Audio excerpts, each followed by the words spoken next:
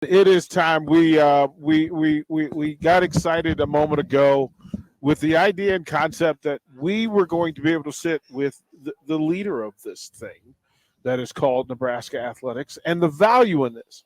Troy Dannen, thank you first of all for sitting with us. And finally, this is my first introduction to you, and I'm a fan of what you've put into play since you've been in Lincoln, and I'm impressed because this is different. Nebraska athletics is different. Nebraska football is different. We try to, like, I heard that when I moved to Lincoln, and I just kind of hemmed. I hear that everywhere I am. You now have been here, and now you're the leader of and the captain of the ship. If I asked you specifically and directly, what is Nebraska football to you? What would you say? Well, the thing I thought coming in is probably manifesting itself to be true. And that is, in a lot of ways, Nebraska football is Nebraska. It defines the state. The state defines itself. A lot of people buy Nebraska football. And so the outcome matters because people want to feel good about themselves. They'll go feel good about themselves based on the outcome of what happens. I went to with the governor and the new president out to the Cattlemen's Ball. So there's 3,500, 4,000 people, way out in the panhandle. And all they want to talk about is Nebraska football. And they do and they don't come, but they care so much about it because of the level of ownership. In this job, every place I've been, you try to create ownership. So people are invested in it. Well, there's no need to create ownership here. Everybody has it and everybody's invested in it. And so that's what makes it different. You can say we're the only Division I school. You can say there's this, that. There's no pro sports teams. There's no pro sports teams in a lot of states. The ownership and how much and the passion people carry for the university. I told somebody, the one thing I'm going to start talking more about internally in the department, having been here 4 months now, is how important it is we do everything right. Winning's one thing, and we'll win, but we're representing a lot of people, and they don't want to be embarrassed, and they own this, and so we got to remember who we're representing too and what we do. See, that's hitting the layup because the people who tune in, they're on the stream, they're on our text line, they're all over our apps each and every single day because they care. And then you use the word that when it comes to Nebraska athletics and Nebraska fans, right is the word that's used most. And there's some importance to that. Winning is a byproduct of doing things right. And the fact that leadership uses that word and pushes it out there. Now, I'll ask you on a historic day for the Big Ten Conference that in adding USC and UCLA and Washington and Oregon to this media factory and this conglomerate of football superheroes, how big of a day is this for the Big Ten Conference in your mind and for Nebraska? Well, Matt and I hadn't heard him say it before, but he said the Big Ten is the NFL. We're coast to coast. We've got every climate. We've got everything. And if it wasn't already a national conference, it sure is now. And, there's good and there's bad with that, for, travel and everything else. But, you're getting talked about in the greatest media markets every day across the country. The focus, just use Nebraska. There would have been no cause in Los Angeles for anybody to pay attention to Nebraska or focus on Nebraska. Guess what's going to happen now? Mm-hmm. And so, one, it's our brand, it's our reach, it's our importance. And that goes back to people get their impressions of states based on their athletic teams. I say that again. So if you're in California and you've never been to Nebraska and you're not thinking about Nebraska and you got no cause to ever think about Nebraska, what happens when we go to the Coliseum and play this year is going to set people's impression and image of the state of Nebraska. And I go back to when I used to run the high school association a long, long time ago in Iowa. People's belief of a town was because of their sports teams. And if their sports teams won, people thought something different about that town than if their sports teams always lost. It just is what it is. Yeah, a lot of truth to that. And so it happens on a bigger macro level here too. So the West Coast, the West Coast doesn't necessarily look at the Midwest with an eye of love necessarily, but we're going to give them a chance to look at us with the eye of love, and that's up to us to prove. They're going to love you because you do it right. I'm sure there's been an acclimation process as you're coming here from Washington and just getting adjusted to everything. How has that acclimation process been for you? And how do you feel the reception has been so far since you've joined us? The acclimation process, actually, growing up in Iowa and living in the Midwest my whole life, in some ways, it's adjusting back to what is normal and what we've always known. And I'd been away from my family for 9 months. So getting acclimatized in the house was also pretty important. But people, I came in at a situation where people were a little shaken and stunned and surprised and worried, and there'd been leadership changes at the university. I have not found one obstacle that is self-imposed. And we talk about alignment all the time. I suspected, I heard a lot about the alignment's not this, the alignment's not that. Alignment is everybody wants the same thing. And true alignment is, my job is to get everybody on the right road to get to it. And everybody gets on these roads, right? And I want this flag, but they get on roads going over here and over here. My job is to get everybody focused on, this is the road we need to be on, and here's why. And I have found that the alignment is better than I ever could have expected it to be, from the governor to the board of regents to everybody on campus and inside the system. So I've been pleasantly surprised. Now I joke, I haven't been there during a loss, unbeaten after 4 months. So I haven't seen maybe the negative side come out with passion. It comes and it's a part of it. But so far, I've been able to get a really good leadership team built. There were a couple of vacancies, and then I ended up creating a couple of vacancies. But I've got a really good group built who have experiences at schools like Nebraska, who have experiences some in the Big Ten. So we kind of understand a lot of this is understanding what other people are doing and why, and how does that apply or does it not apply. And so what made Nebraska great, there's that part of it, but there's also what's making Ohio State great today. How do we inject a little bit of that into what makes Nebraska great? So I think I got the right people around, and like everything else, and this goes back to just the Nebraskans, people define every success that ever happens. And I think the people are in place to have great success, starting with the head ball coach. All right. You may have just answered this question, but I want to ask it anyways. And like you said, you're undefeated to this point when it comes to football here at Nebraska. But I heard you say in your introductory press conference, I've heard you say a couple of times since, and you mentioned it a few minutes ago, we're going to win here at Nebraska. Yeah. What makes you so confident that we're going to win here at Nebraska? Every place that wins, there's 4 cornerstones: facilities, fans, coaches, and the kids. And if those 4 cornerstones are in place, it will support success. You can have success without one of those things, but eventually it teeters and falls and collapses.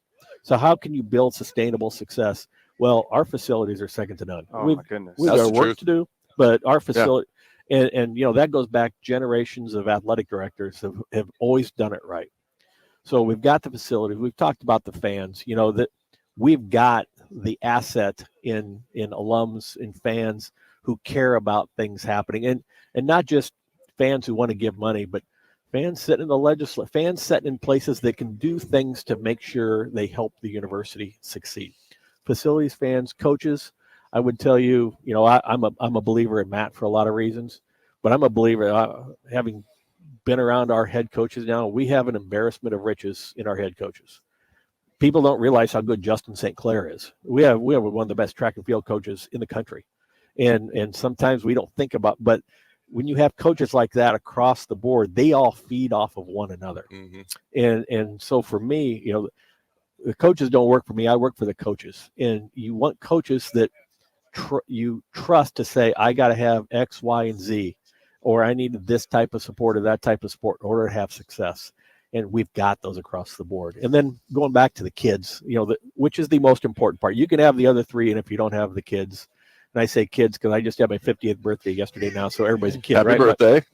But our athletes across the board, Matt talked about grades today. We've got athletes who care. They care about winning socially. They care about winning academically. They care about winning in every way. Just incredibly, when I say good kids, I don't see cancers. I don't see people who are going to be obstacles to get in our own way of success. The level of talent is high, and from how I see Matt, it's only going to get higher. So when I keep talking about we're going to win, those 4 cornerstones, they're either rock solid in place or we're building into them right now. So I feel very secure in that. And this is my 4th job. It's my last job.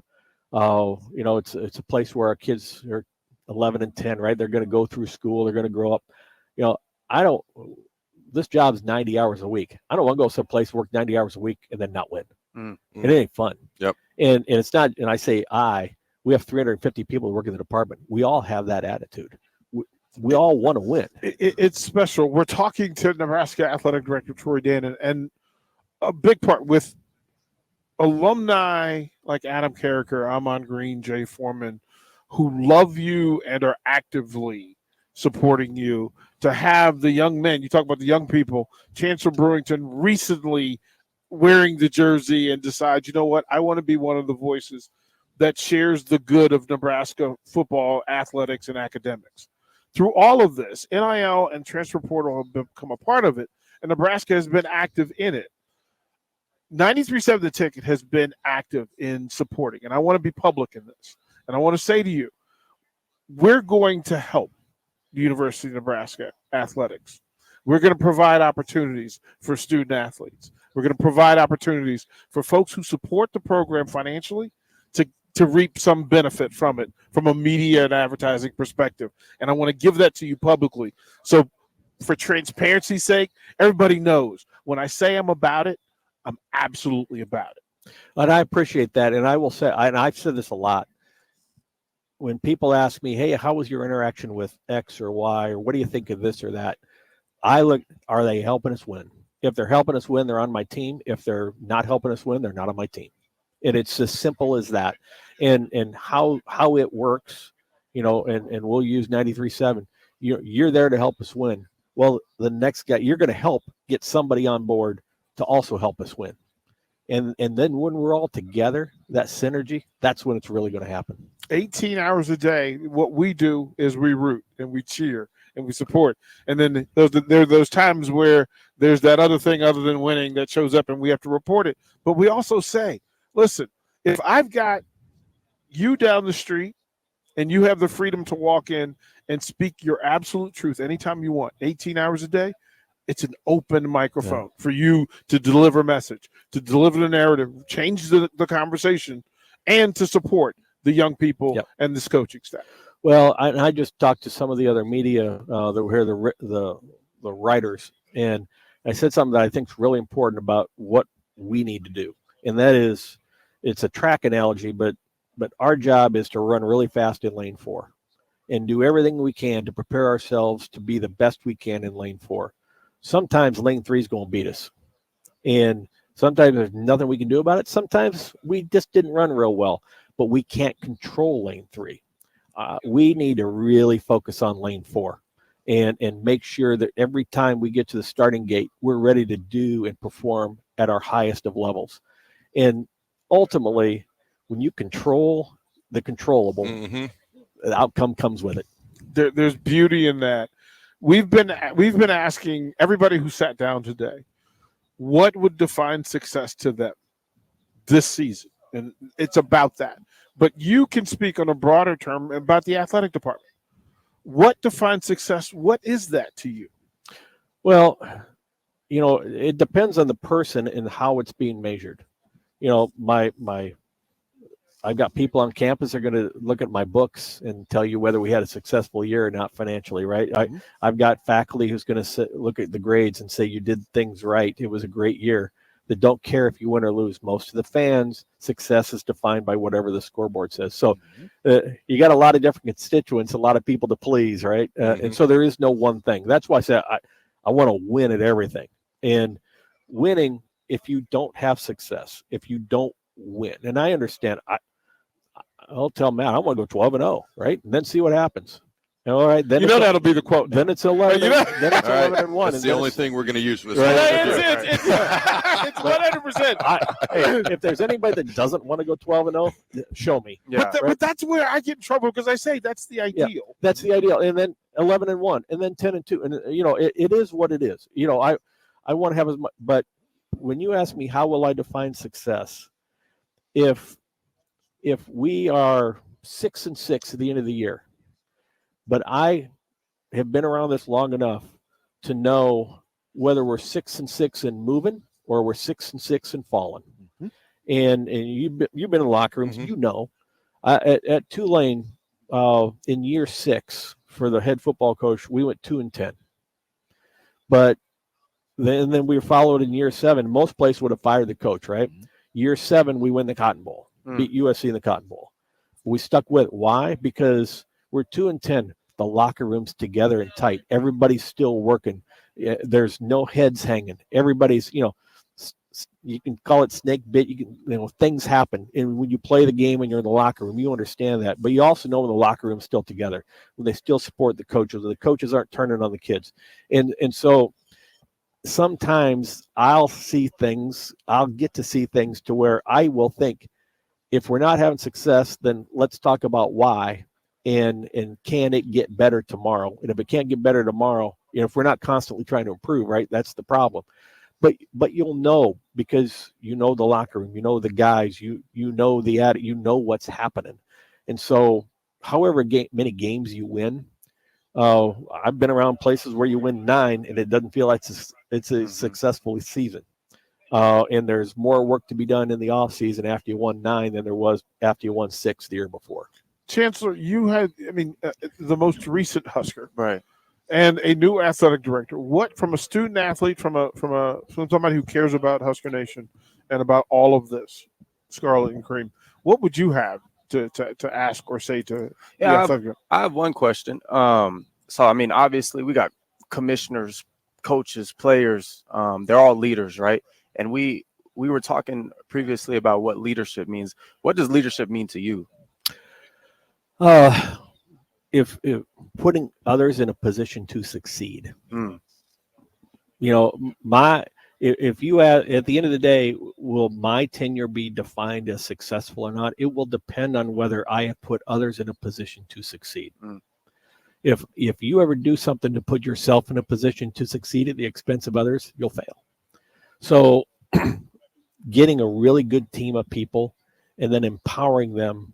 And if there's 350 people in the department, every one of them knows their job better than I know their job. Right. And my job is really to get them on the road, right? And to get them singing out of the same hymnal, and to be critical and to ask questions, but empower them to do what their expertise in their job is. And that's leadership. And I think if you look at coaches, my job in some ways, I'm coaching 350 people that work in the department, right? But if you look at coaches, the coaches who are the best leaders, they adapt to the talents and skills of those around them.